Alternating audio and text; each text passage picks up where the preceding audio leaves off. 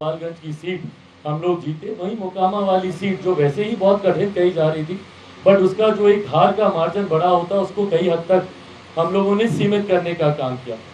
उसके बाद निरंतरता में भारतीय जनता पार्टी, क्योंकि तब तक मुख्यमंत्री नीतीश कुमार जी पुनः अपने कार्यशैली के अनुरूप गठबंधन से अलग हो गए थे। बहुत ज़्यादा समय तक एक गठबंधन में वो रह नहीं पाते, असहज महसूस करते हैं अपने आप को उस गठबंधन में।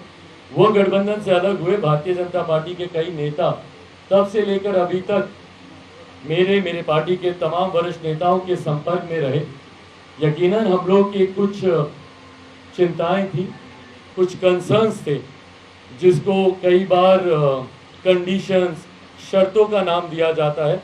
वो कोई शर्तें नहीं थी, वो हम लोग की चिंताएं थी, जिसको हम लोगों ने भारतीय जनता पार्टी के शीर्ष नेतृत्व के समक्ष पिछले दिन मैंने रखा, और उससे पूर्व भी उनके द्वारा उनके तमाम नेताओं के समक्ष उनको रखने का मैंने काम किया। केंद्रीय गृह राज्य मंत्री आदरणीय नित्यानंद राय जी, कई बार उनसे मेरी मुलाकातें हुई। उनके समक्ष भी जितने भी मेरे कंसर्न्स थे, जितनी भी चिंताएं थी, उनके समक्ष बहुत सहजता से रखा, और उतनी ही सहजता से और उतने ही सकारात्मक तरीके से उन विषयों पर चर्चा हुई। और एक आम सहमति बनने के बाद कल मेरी केंद्रीय गृह मंत्री आदरणीय अमित शाह जी से मुलाकात हुई, और भारतीय जनता पार्टी के राष्ट्रीय अध्यक्ष आदरणीय JP नड्डा जी से मेरी मुलाकात हुई। और इन तमाम बातों पर एक आम सहमति बनते हुए बहुत सकारात्मक तरीके से ये चर्चाएं हुई, बहुत पॉजिटिव ये बातचीत रही। और अंतोगत्वा इन तमाम विषयों को मद्देनजर रखते हुए लोक जनशक्ति पार्टी रामविलास के तमाम राष्ट्रीय पदाधिकारी, तमाम राज्यों के हमारे पदाधिकारी, प्रदेश के तमाम पदाधिकारियों से एक आम राय बनाकर चर्चा कर कल लोक जनशक्ति पार्टी रामविलास ने NDA में औपचारिक तौर पर पुनः जुड़ने का ये फैसला लिया है। और इस फैसले के मद्देनजर आगामी 2024 का लोकसभा का चुनाव NDA कैसे मजबूती से लड़े, और बिहार में जो पिछली बार एक चूक हो गई थी, एक सीट से हम लोग रह गए थे, 40 में से 39 जीते, एक सीट हम लोगों की रह गई थी, तो इस बार कैसे 40 की 40 सीट जीते। और ये कोई ऐसा टारगेट नहीं है, ऐसा लक्ष्य नहीं है जो कि अनअचीवेबल हो।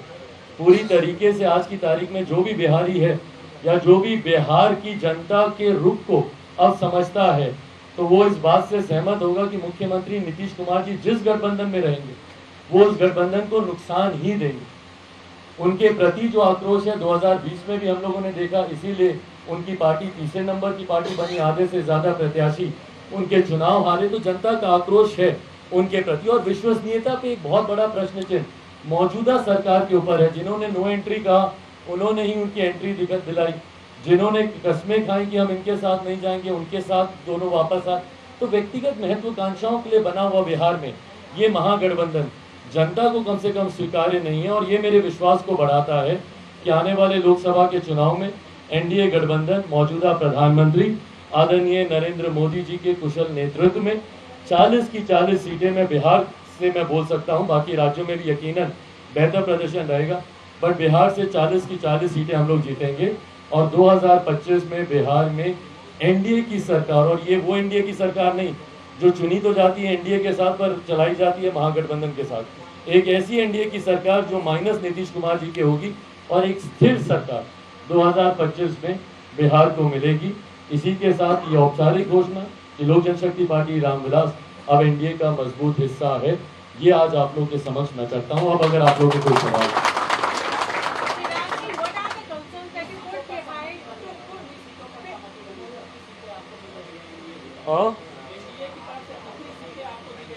भाई, मैं गठबंधन धर्म की मर्यादा को तोड़ूंगा अगर मैं सीटों की संख्या, क्योंकि ये गठबंधन के भीतर हुई चर्चाएं हैं, और ऐसी किसी भी चर्चा को सार्वजनिक करना मुझे नहीं लगता कि अभी आज उसका समय है। यकीनन जब चुनाव करीब आएगा सीटों की जानकारी भी दी जाएगी, बट ये तमाम चर्चाएं हुई हैं, सकारात्मक हुई हैं, और इसी के आधार पर NDA का हिस्सा बनने का फैसला पार्टी के द्वारा लिया गया।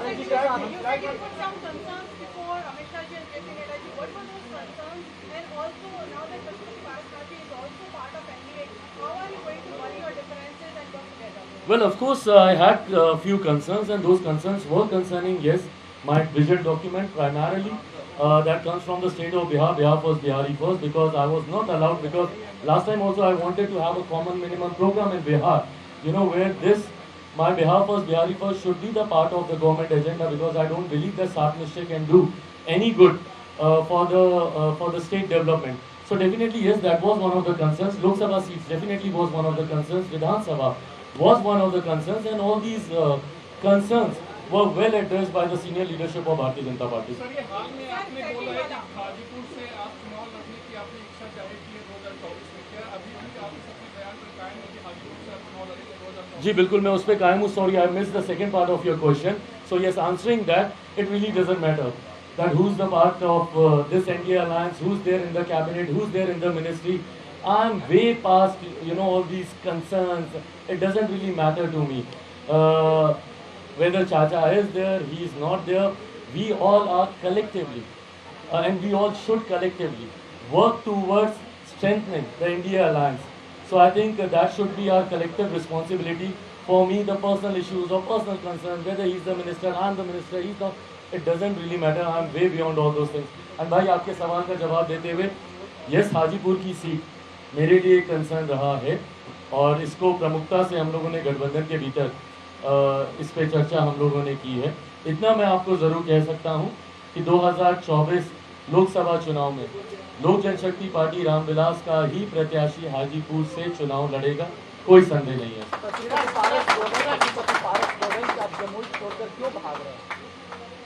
भाई, वो कितने भी आरोप मुझ पे लगाएं, वो मुझसे बड़े हैं.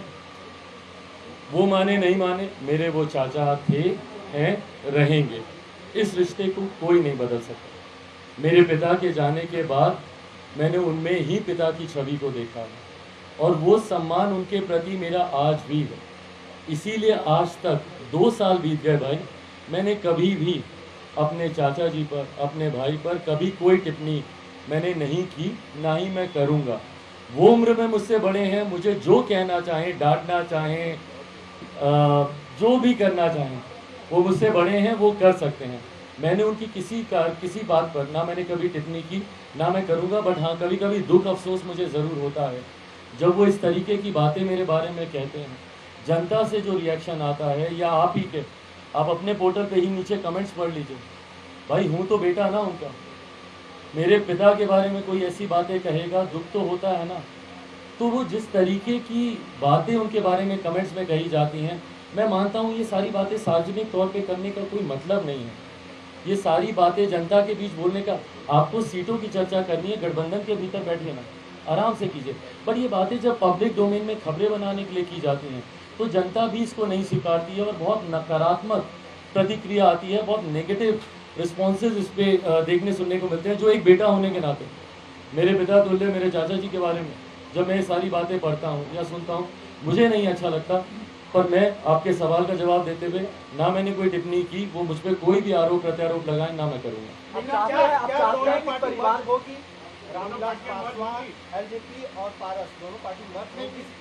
भाई, मैं जिस परिवार से आता हूँ, उस परिवार में ये तमाम फैसले परिवार के बड़े लेते हैं. मेरे पिता जब तक जीवित थे, ये तमाम फैसले उनके द्वारा लिए जाते थे. उसके बाद परिवार के फैसलों की जिम्मेदारी परिवार के सबसे बड़े सदस्य मेरे चाचा जी की है. तो कोई साथ आएगा नहीं आएगा, ये फैसला लेने का अधिकार सिर्फ उनके पास है, और मुझे लगता है वो ये फैसला ले चुके हैं, और कई बार इसकी घोषणा भी कर चुके हैं. उन्होंने तो यहाँ तक कहा कि सूरज पश्चिम से उग जाएगा, पर चिराग से मेरा कोई समझौता नहीं होगा. तो मुझे लगता है कि वो फैसला ले चुके हैं. मेरा सवाल ये कि आप 40 सीट जीतने की बात कर रहे हैं बिहार में, एनडीए को मजबूत करने की बात कर रहे हैं, तो आपको लगता है कि बिना मर्जर के आप दोनों पार्टी के लोग जनशक्ति पार्टी फिर से अपने पुराने रूप में आ जाए? Of course not. मुझे नहीं लगता कि ऐसी कोई कंडीशंस अप्लाइड होने की ज़रूरत है. जनता का विश्वास आप पर होना सबसे बड़ी प्राथमिकता है. और आज की तारीख में भाई, मैं बड़ी बात नहीं कर रहा, अगर मैं कर रहा हूँ तो प्लीज़ आप में से कोई मुझे टोक ज़रूर दीजिएगा. बट जो रिस्पॉन्स लोक जनशक्ति पार्टी रामविलास को आज की तारीख में मिल रहा है, या जिस कार्यक्रमों में मैं जा रहा हूँ, या जिन सभाओं में मैं जा रहा हूँ, और तस्वीरें झूठ नहीं बोलती है कहा जाता है. मैं तो तस्वीरें नहीं, मैं तो वीडियोस डालता हूँ, क्योंकि तस्वीरें कभी कभी किसी एक एंगल से ली जाती हैं तो भीड़ अच्छी दिखती है. मैं तो वीडियोस अपने सोशल मीडिया प्लेटफॉर्म पे मैं डालता हूँ. तो अगर आप उनको आप आधार बनाए, तो जो एक जन समर्थन लोक जनशक्ति पार्टी रामविलास को मिल रहा है, और राष्ट्रीय स्तर पर यकीनन भारतीय जनता पार्टी और प्रधानमंत्री जी का एक अपना प्रभाव रहा है। कलेक्टिवली मुझे लगता है कि हम लोग एक इतनी स्ट्रॉन्ग ताकत हैं जो आने वाले समय में लोकसभा के चुनाव में हमारे एनडीए गठबंधन को एक क्लीन स्वीप बिहार से कम दे सकते हैं। आरएस जी बोल रहे हैं कि अभी भी आपका लालू यादव तेजस्वी यादव के साथ का भाई आपका लक्ष्य क्लियर होना चाहिए। आज की तारीख में मेरे प्रदेश के मुख्यमंत्री नीतीश कुमार जी हैं, तो मैं क्यों अपनी शक्ति को बांटूं किसी दूसरे को टारगेट करने के लिए। 18 सालों से जो आपके प्रदेश के मुख्यमंत्री हो, जवाबदेही उन्हीं की बनती है ना। और मैं किसी दूसरे पक्ष को क्या बोलूं जो कि सप्लीमेंट्री के तौर पे आते हैं, कुछ समय ये, कुछ समय वो, कुछ समय ये, कुछ समय वो। मुख्यमंत्री ने तो बार बार दल बदलने का काम किया। जो एक कुर्सी स्थिर रही और उस कुर्सी पे कोई एक व्यक्ति स्थिर रहा तो वो हमारे आज के मुख्यमंत्री आदरणीय नीतीश कुमार जी हैं। तो यकीनन मेरे सारे सवाल उन्हीं से ही बनेंगे जो जवाब देने की पोजीशन में हो। आज की तारीख में नीति निर्धारक मुख्यमंत्री नीतीश कुमार जी हैं, तो यकीनन सवाल उन्हीं से ही बनेंगे। फिर से नीतीश कुमार आ जाते हैं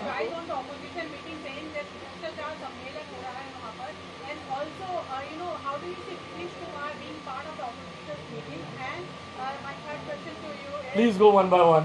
I'll come to the third one because then it slips my mind. So yes, to begin with the Prime Minister's comment, I absolutely agree. Yes, it is. And it's needless to say, I mean, I'm not here with the statistics ki, who's corrupt, who's not corrupt, or who's done what ghodwala or not. Everybody knows that. So it's there in the public domain. So definitely, yes, I mean, today when all these parties are coming together, and why are they coming together? More importantly, they're not coming together for the development of our country.